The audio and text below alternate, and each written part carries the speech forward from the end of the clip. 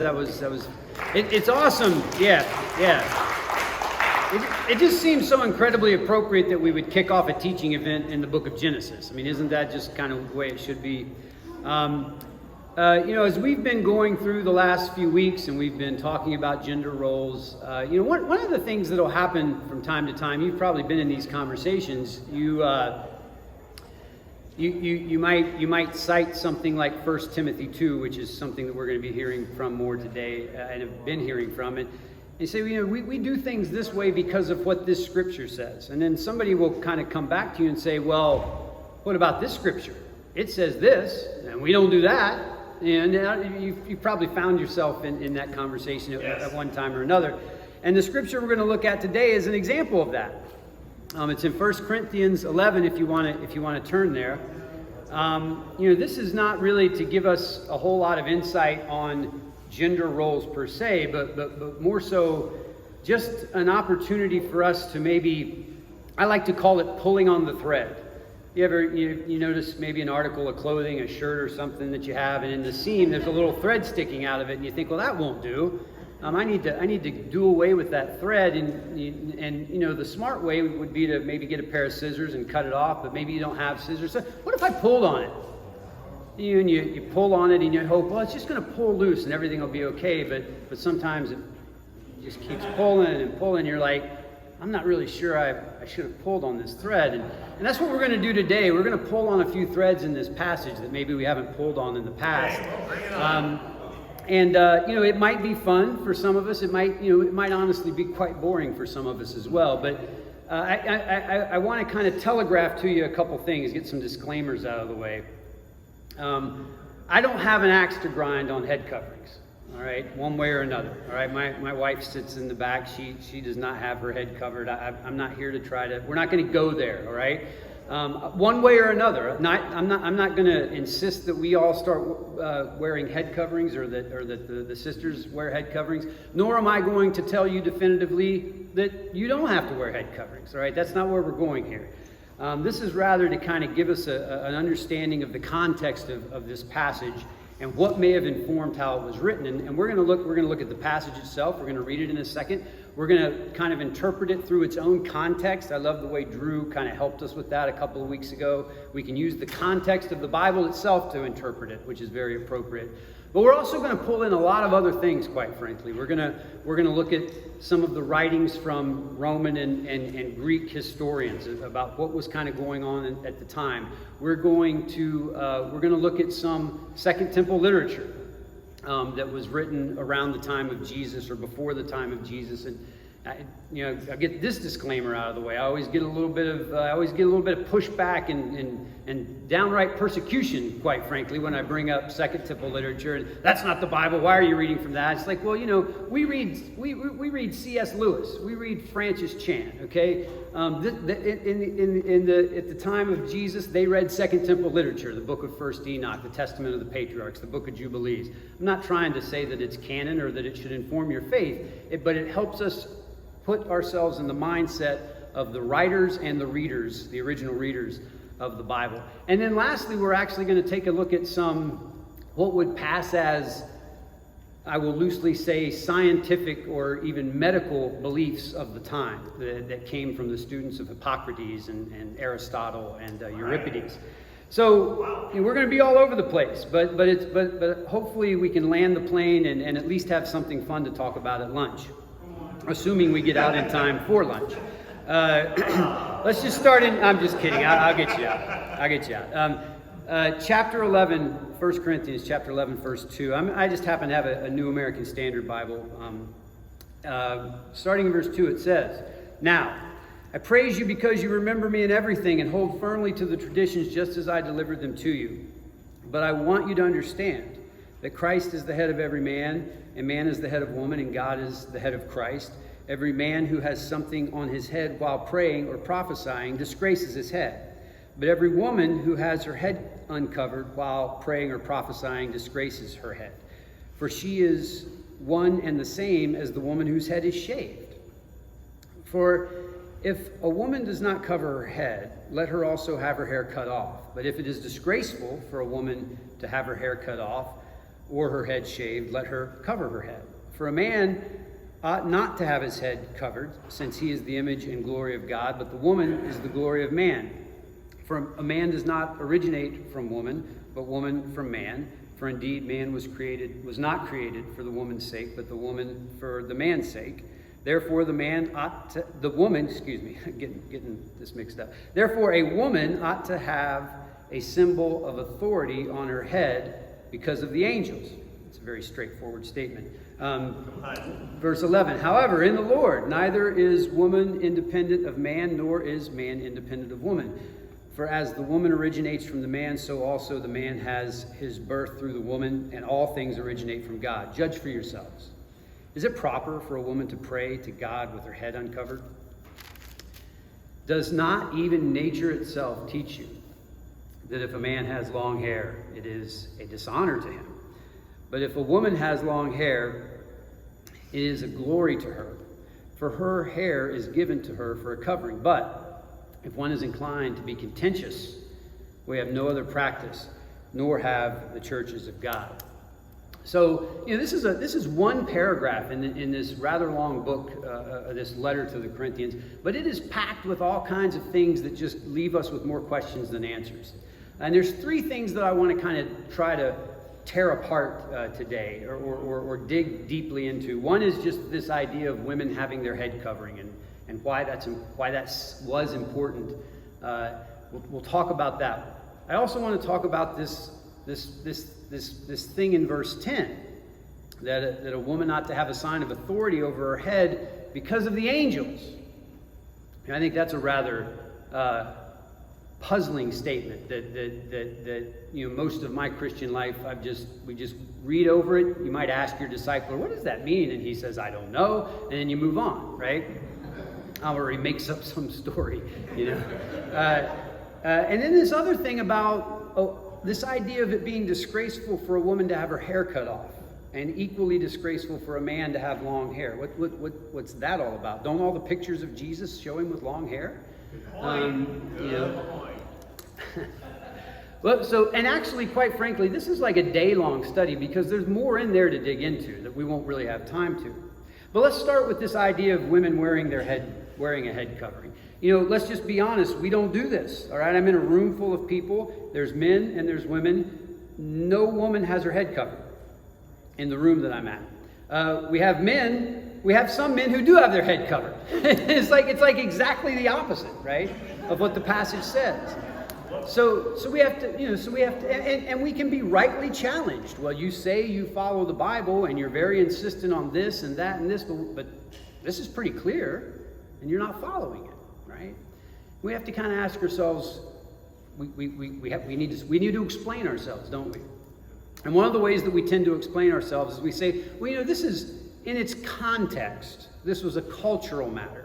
And I've often heard that this, I don't know what it was, but something was going on in the Corinthian church that Paul seemed to think that this would be the right way to correct whatever the problem was. And this is confined to a specific period of time in a specific place. And that's a comfortable explanation, but the text doesn't allow us to think that. Paul opens up this paragraph by referring to traditions that he has passed on, right? You hold firmly to the traditions that I've passed on. It would seem reasonable to connect this teaching on head coverings to a tradition that Paul would have passed on, that he expects to be followed. If you don't think that, so in other words, that would mean it's not just a Corinthian thing, it's a tradition that Paul would have brought to Corinth. If that doesn't convince you, then you can go to verse 16, where Paul very clearly says, but if anyone is inclined to be contentious, we have no other practice, nor do the churches of God. So Paul would have been mindful of churches as far east as Jerusalem and as far west as at least Corinth, if not Rome by that time.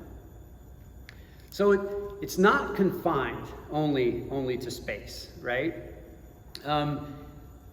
Another way that you can compare something, that you can confine something, culture is confined by space and time, space and time.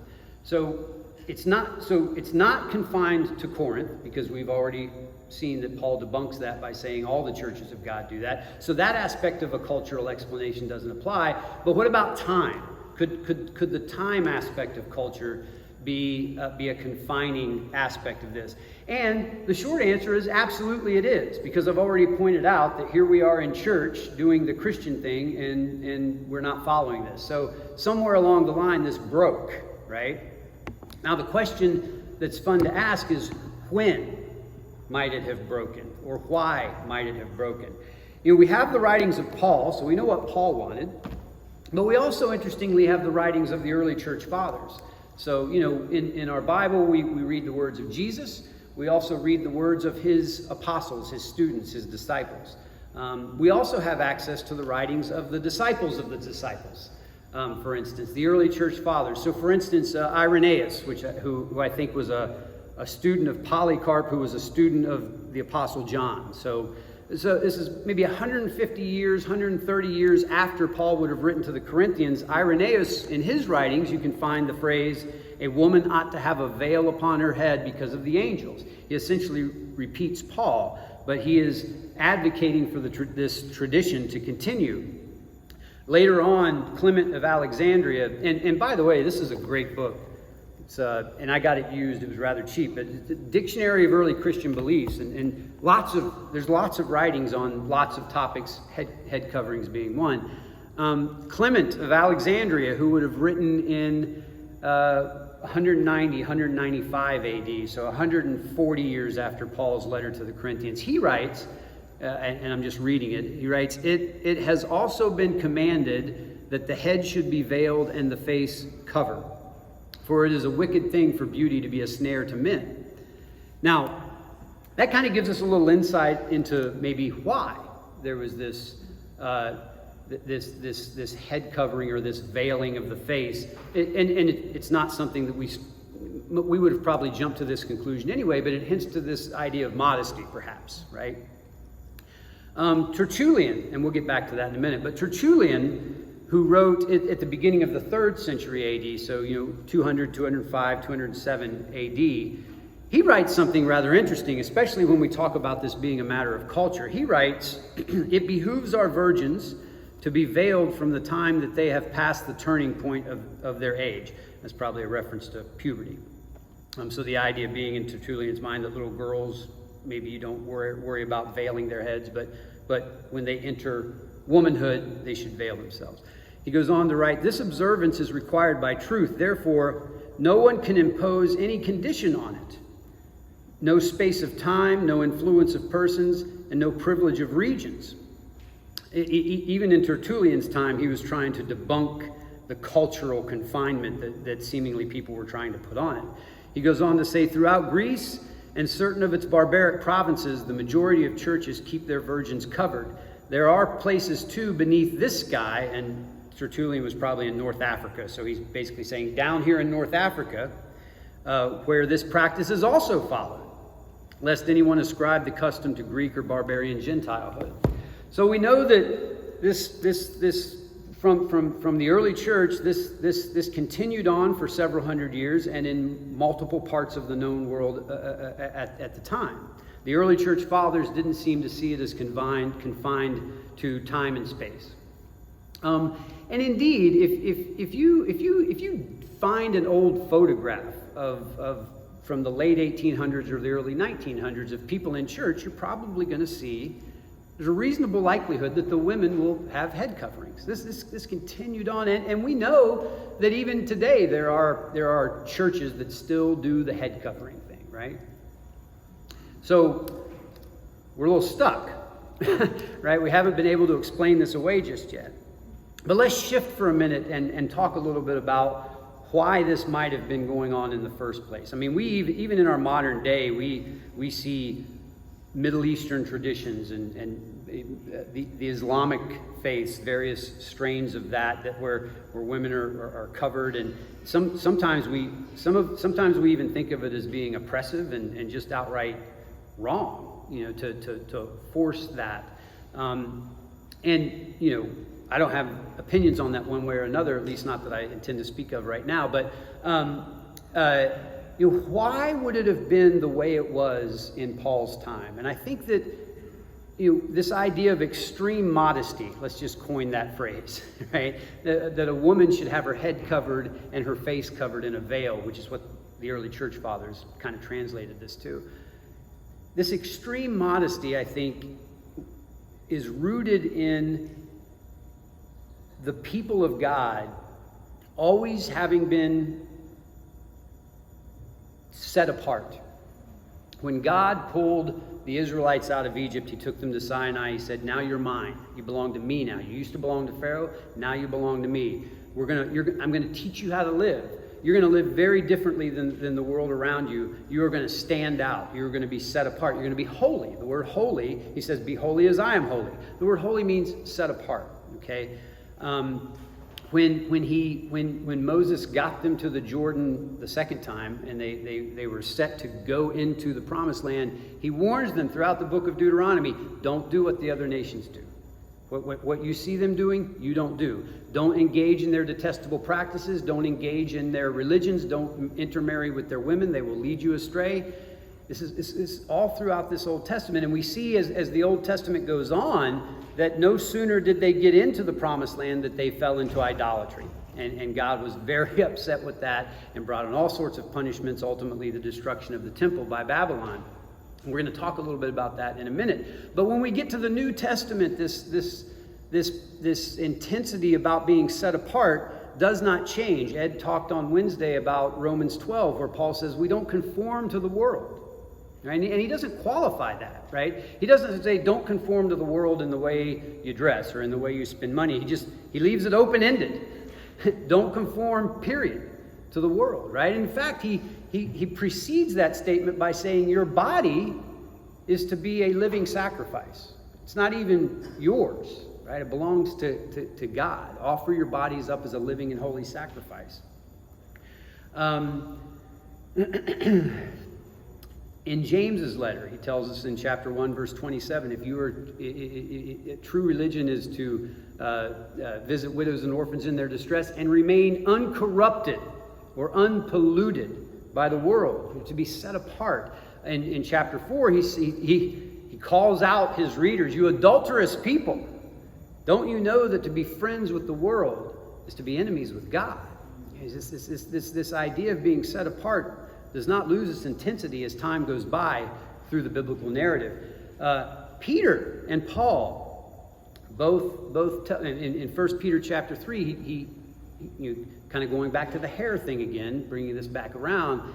He doesn't want women to adorn their hair with braids and whatever, but he gives an alternative. He says instead, cultivate an inner beauty that God sees. Like don't beautify yourselves the way the world judges beauty, but consider what God cultivates. And he says a gentle and quiet spirit. This is unfading beauty that is appealing to God. When Paul tells Timothy in 1 Timothy chapter 2, verse 9, similar admonition about women and hair and adorning themselves. And he says instead, let their beauty be in their good deeds. He gives an alternative. There's a worldly beauty, and then there's a godly beauty that both Peter and Paul touch on. And I think it's important to draw out, culturally speaking, why all this talk to women? Why is it always about the women that are hearing this? Why aren't the men getting told how to act and how to dress and what to do with their hair?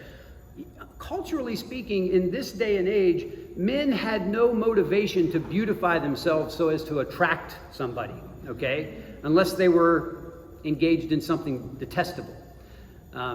They negotiated bride prices for their wife. If you want a beautiful wife, make a lot of money so that the beautiful girl's dad will give her to you. It's just the way it was.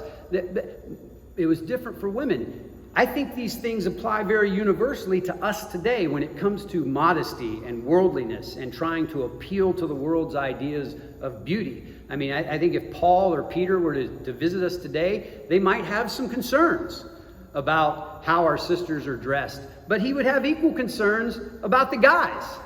Bro, why do you put so much product in your hair? Why is your shirt so tight? Where are the sleeves on your shirt? Who are you trying to impress? I mean, we kind of laugh about it. It is kind of funny, but we've got to ask ourselves, why do you wear what you wear? Who are we trying to please? Are we trying to be set apart? You know, we'll leave that alone for just a second.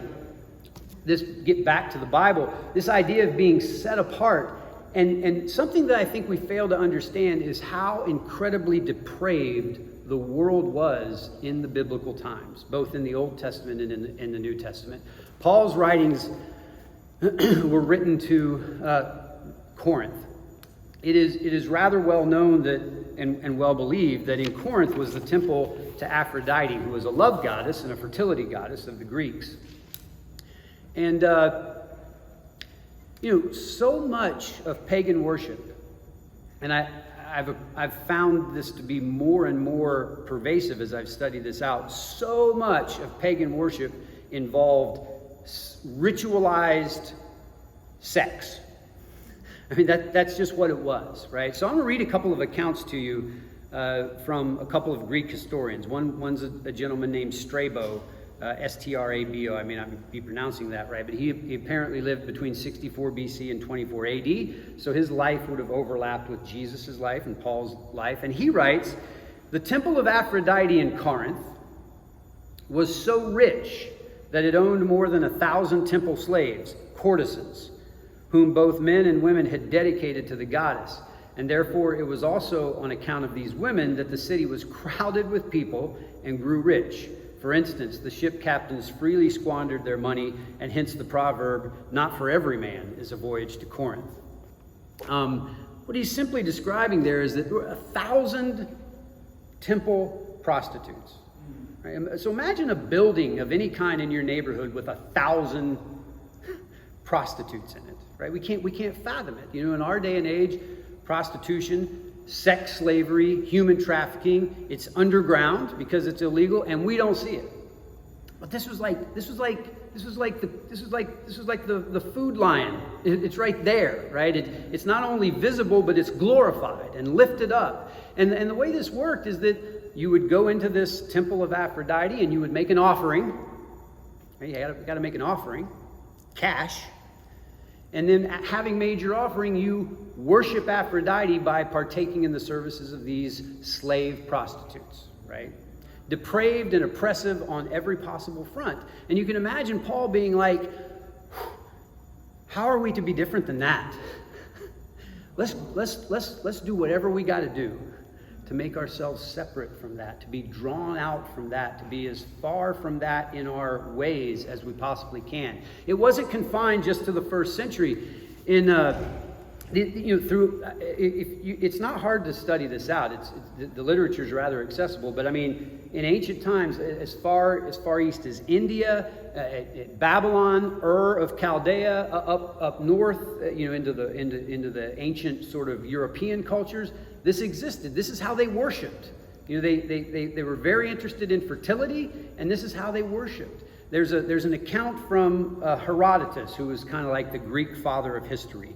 And he would have written in the 5th century BC. So this is 400 years before Paul's writing to the Corinthians, right? And he's writing about Babylon.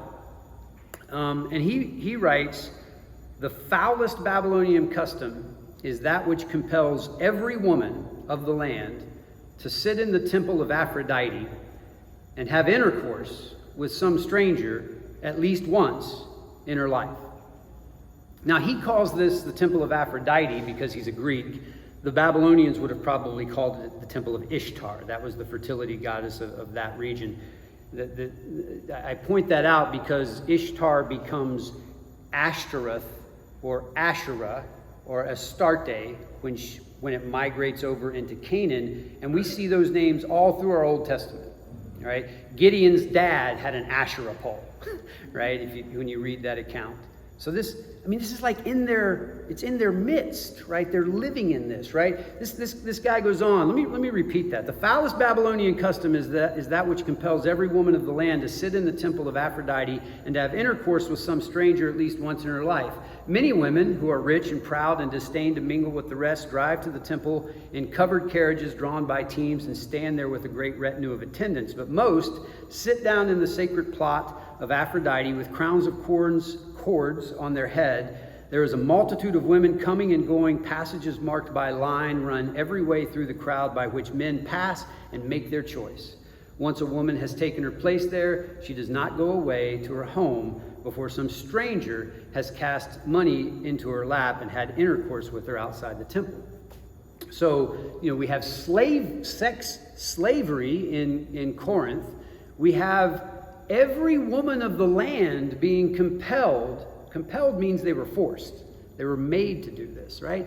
And this, Herodotus is writing in the 400s AD. I don't know what period of time he's writing about, but he lived not very long at all after the time that the Israelites were in Babylon. So we have to ask ourselves, did the Israelites, did they witness this? Or maybe worse, were they forced to participate in it? Then you ask yourself, try to understand that mindset. And you think, and again, I have no axe to grind on head covering, but I want to sympathize with how can I protect my daughters and my wives from this detestable world that we live in, that we market in, that we exist in. And it gives us a little bit of sympathy, I think, for this practice that we maybe have struggles understanding, and with good reason. I want to shift over into this concept of angels and women having their head covered because of angels, and I want to follow this line of Ashtoreth, right? Aphrodite was called Ishtar in Babylon. She was called Asherah or Ashtoreth in the Old Testament in Canaan. You see, as I mentioned, we see an Asherah pole in the book of Judges. One of the early places where we see the name Ashtoreth, and trust me, this all comes back together eventually. When we see Ashtoreth, one of the early places in Genesis 14.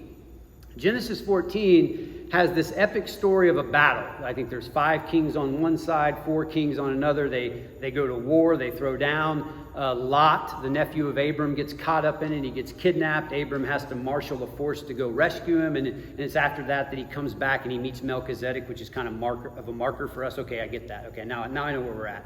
But in Genesis 14, as it leads into this story, in verse 5, it says, in the 14th year, Chedorlaomer and the kings that were with him came and defeated the Rephaim in Ashtoreth. It goes on to say it's actually Ashtoreth Karnaim. But this goddess, this fertility cult goddess, now has a region named after her. It's like you think of the most vile thing that goes on in the world, and you name your town after it, essentially, right? And if that's not troubling enough, it says that they defeated the Rephaim in Ashtoreth. Well, the word Rephaim means giant. And some of you who know me are thinking, oh man, here he goes again with the giants. But there's giants all throughout your Old Testament. There you go. All throughout your Old Testament. Sometimes they're called Nephilim, sometimes they're called Anakim. Giants, Rephaim. Let's bounce to another mention of Ashtoreth in the Old Testament. In Joshua 12, Joshua is recounting the march toward the Promised Land and this great conquest that they were on. And in Joshua 12, verse 4, it reads, and the territory of Og, king of Bashan, one of the remnant of the Rephaim, who lived at Ashtoreth and Edrei and ruled over Mount Hermon. There we go. That's not even a full sentence, but it's loaded with imagery. Okay. Wow. You can read about Og in Deuteronomy 3. Moses recounts how they defeated Og, a remnant of the Rephaim, a giant. And he even points out in Deuteronomy 3 how big his bed was. It says he had a bed that was 9 cubits long. It's about 14 feet long. And that's Moses saying this guy was big. He was a giant. Right? So this giant, Og, lived at Ashtoreth, this area named after this cult fertility sex goddess, right? And it's associated with Mount Hermon. Now, Mount Hermon is very important in the Jewish worldview. It's an actual mountain. But the Jews saw this as the place, as sort of a place from which great evil poured forth. Okay, and we'll get to why in a second. But when Jesus goes and says the gates of hell will not prevail on my church, he goes to the foot of Mount Hermon to say that. All right, and then he goes up on Mount Hermon and transfigures. It's a warlike throwdown, right? I've come to the place of evil to reveal who I am. Let's go. All right. Now the reason that the Jews thought that this was such a place of great evil can link back to Genesis chapter 6, verses 1 through 4. Speaking of passages that we don't talk about. In Genesis 6, verse 1 through 4, we read about the sons of God who saw the daughters of men and found them to be beautiful and took wives. These are angelic creatures, right? Some sort of supernatural group of people.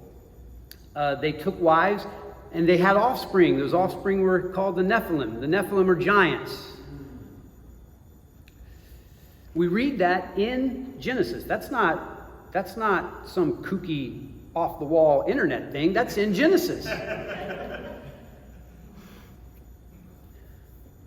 Well, a bit of Second Temple literature that was popular around the time of leading around maybe like 100, 200 BC into the time of the New Testament, the book of First Enoch. And again, it's not Bible. I'm not telling you it's Bible, but people were reading it and it informed their worldview. And they believed, it was like a commentary on Genesis chapter 6. And they believed that these fallen angels, which they referred to as the Watchers, you can find the word Watchers in the book of Daniel, by the way, referring to angelic beings. But they said the Watchers that did this evil deed from Genesis chapter 6, they descended onto Mount Hermon. Now, that's not in your Bible, but that's in the book of Enoch, which is what shapes this worldview of Mount Hermon being this place of great evil. They descended onto Mount Hermon and they conspired to do this thing where they took wives from the daughters of men. The book of Enoch also says, again, this isn't biblical, it's in the book of Enoch. The book of Enoch says that it was also there that these fallen angels, these watchers, taught men about things like lust and about things like warfare. They taught them how to make weapons. They taught them about greed. They taught them about the value of costly stones and things of that nature. So there's this Jewish worldview of this great evil that comes from Mount Hermon, and it's associated with giants. And in the Old Testament, we see it associated with Ashtoreth. You see this cult fertility goddess that is responsible for so much of the depravity that is surrounding the people of God. Right. Well, what does that have to do with anything that we've been talking about? Well, there's this other piece of Second Temple literature called the Testament of the Patriarchs. And again, this is Second Temple literature. There's 12 different writings, one for each of the sons of Jacob. So there's a Testament of Judah, Testament of Levi, Testament of Reuben, Simeon, and on and on. Nobody believes that the patriarchs wrote this stuff. It was written down centuries after they would have died. I would suggest to you that the writers of the Testament of the patriarchs didn't expect anyone to believe that it was actually written by the patriarchs. You know, if you buy a book that's called The Writings of Chance Bozeman, right, and you're walking around, hey, I got the and you run into Chance and he's like, I didn't write that. That's not me at all. You'd be like, this is a fraud, and you'd throw it away, right? I've been tricked. That's not really the way the ancient world worked. You know, there's this idea of sort of taking on the spirit of someone and writing. You weren't trying to steal their identity. People didn't make money on books. There was no motivation to be fraudulent or do evil things, right? So anyway, this Testament of Reuben, it's written in the spirit of Reuben talking to his children, talking to his sons. He's trying to teach them. He's trying to warn them how to live a righteous life. Now, Reuben, his claim to fame was that he was the firstborn, but he gave up his birthright because he slept with his father's wife, right? Not his mother, but essentially Jacob had 4 wives, and Reuben slept with one of them. Lost his birthright. Interestingly, similar thing going on in 1 Corinthians in chapter 5. That's not lost on me. But Reuben's whole teaching to his sons is, don't make the mistakes that I made. Don't fall into lust. Don't fall into fornication. Don't fall into sexual immorality. It's a rather long writing, several chapters long. He just goes and goes and goes, and he's doubling down on it. But at one point in the writing, he says, therefore flee fornication, my children, and command your wives and your daughters that they adorn not their heads and their faces. And you might think, well, does adorn mean put a covering on it? Well, no. Adorn would mean to braid it or put something in it to draw attention to it, to magnify the beauty of it. He says tell them not that they adorn not their heads and their faces, because every woman who acteth deceitfully in these things hath been reserved to everlasting punishment. For thus they allured the watchers before the flood. Okay, so that takes us back to Genesis. Hey, Second Temple literature. It's not the Bible. This is what people read. Okay, don't get hung up on this. But there's this idea that the Bible says that these angels, fallen angels, looked at women and saw them to be beautiful, and it led to this great evil that led to the flood. And the Testament of Reuben is suggesting that, well, maybe if their heads would have been covered, that would have never happened. It's just stuff, right? But with that in mind, 1 Corinthians chapter 11, verse 10, Paul says, therefore a woman ought to have a symbol of authority on her head because of the angels. All right. Ooh, there you go. There's the delayed. Yeah, it's hard for me to not draw the conclusion that Paul is kind of riffing on this idea that we see in Reuben. And why else would it be, right? Again, my wife doesn't wear a head covering, all right? I didn't wake up this morning thinking, oh my goodness, I hope some angel doesn't take a shine to my wife. I need to put a bag over her head. I'm just trying to help us understand. Trying to help you guys understand where this all comes from, you see.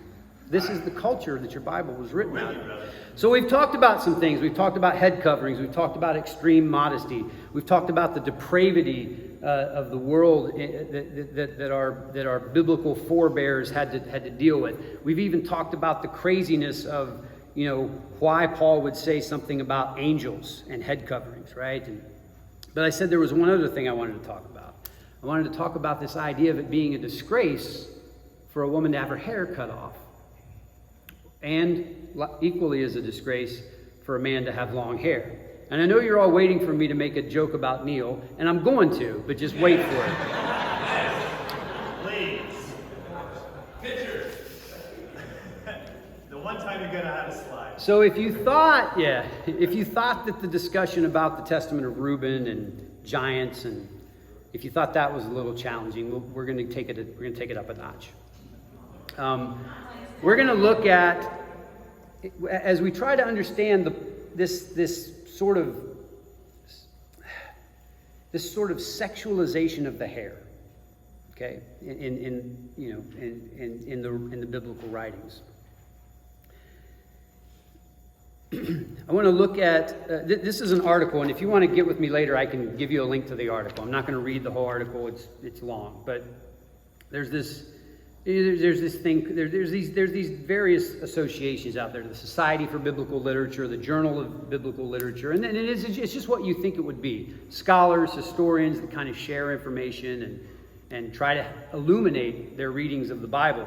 Well, one scholar named Troy Martin in 2004 did a study of the writings of Aristotle, Euripides, and what he called the disciples of Hippocrates. So the students of Hippocrates. Hippocrates, of course, is the father of medicine. So if you would, this is kind of scientific literature of the day. And he writes, and I'm just going to read this because there's no other way to explain it.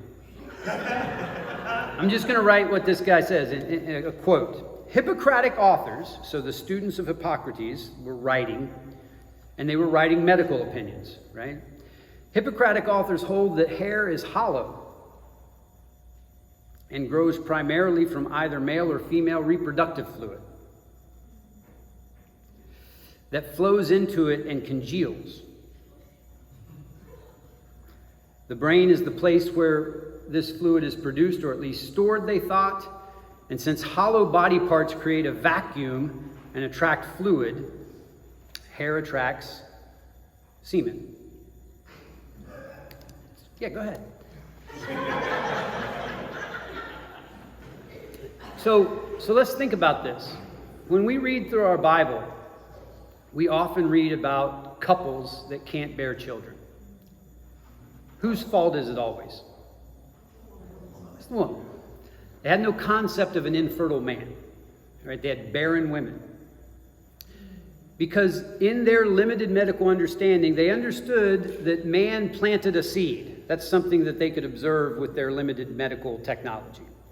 The seed comes out of the man into the woman, and in the woman, it's either landed on fertile soil or not, right? Hence the word barren. Barren is the word you use to describe infertile land, and it would be used to describe women that couldn't bear children. But the thought was, according to what we just read, is that, man implants his seed. If a woman has long hair, which you remember Paul says is her glory. Long hair, just going with it, all right? It pulls up this fluid, right, into the hair, anchors it, so to speak, so that the woman might be fertile. If her hair is cut off or shaved, which Paul says is a disgrace to women, well, there's nothing to pull that up and anchor it so that it might bear fruit. Likewise, a man's role in the reproductive process is to get the seed out of him, is it not? If a man has long hair, it's going to hinder the efficiency with which that seed leaves him and goes to where it needs to be planted in order to bear fruit. And that's why it's perfectly okay for Neil to have long hair, because he's well past the age of sire.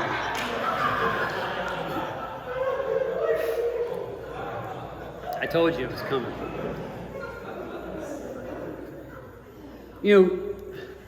When we read this language where Paul says doesn't even nature tell you that it's a disgrace for a man to have long hair. Nature tells you. Science is the study of nature. Again, I don't believe this. I don't believe that I don't believe that hair is hollow. But it's helpful to understand and illuminate this passage for me a little bit. That's the thread that we pull on. But so where are we with this, right? We started off by saying there's some things we follow and there's some things we don't. When we look at a passage like this and we kind of dissect it, we have courage, right? It takes a lot of courage to pull on the threads in the Bible and see where it takes you. A lot of us come from traditions where it's like you don't ask questions, right? I think that's folly. I think you have to ask questions. And when we question, and we question with the desire to find truth, not with the desire to tear down, all right? But we look at a study like we've just done today, and we kind of come away with some things. Well, number one, we don't have cult prostitution on the corner like Paul had to deal with. We don't have sex slavery, at least not in a ritualized, legitimized, institutionalized, legal way. We don't have that kind of a thing going on that we need to be set apart from. We don't believe that some fallen angel is going to snatch up your daughter if you don't cover her up. Nothing that I've said today is going to change that. You didn't wake up thinking that, and you're not going to wake up tomorrow thinking that. And we don't believe that hair plays a particular role in the reproductive system. So we could walk away from this saying, I can dismiss this. Although, we can't. Okay? Whether or not we wear head coverings is putting that aside, the reason why this tradition was passed on in the first place was Paul was wrestling with the issues of his day and trying to come up with how we can be set apart. That command has not gone away. Whether we wear what we wear on our head or how long Neil's hair is, we still have to be set apart. Amen. We still have to be set apart from the world. And I bring that up because I feel like in our modern day we have a minimalist attitude towards this. Right? We ask questions like, well, how modest do I have to be? Or what could I get away with wearing? Or what could I get away with watching? Or what could I get away with saying? What would be all right? It doesn't come from a holiness that says, how can I more please God? I think about marriage. Many of us in here are married. Imagine yourself in a marriage. Maybe it's a 20, 30-year marriage. It's been an awesome marriage. Your spouse, it doesn't matter, husband, wife, your spouse has been so faithful to you and so fidelitous to you and has gone to extreme measures to forsake all others and dignify the marriage, this covenant. And imagine your spouse comes to you and say, honey, this marriage has been great, but I want to take it up a notch. How can I be more faithful?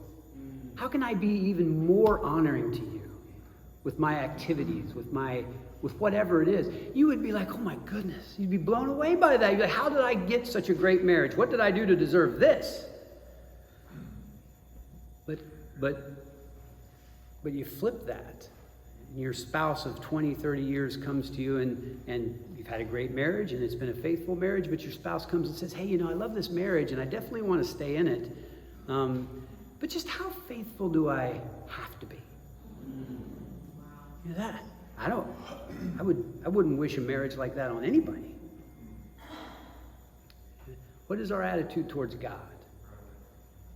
Do we come to him with a desire to be more holy, more faithful, more set apart? However we interpret that, right? I'm not trying to set rules. That's the problem. You see, we like rules because we check it off and then go and do as we please. You don't want a marriage like that, and God doesn't want a relationship with you like that. Amen. Whatever it is that we're tackling, whatever thing we're wrestling with as a church, our attitude must be, how can we best glorify God? Amen. Thank you very much.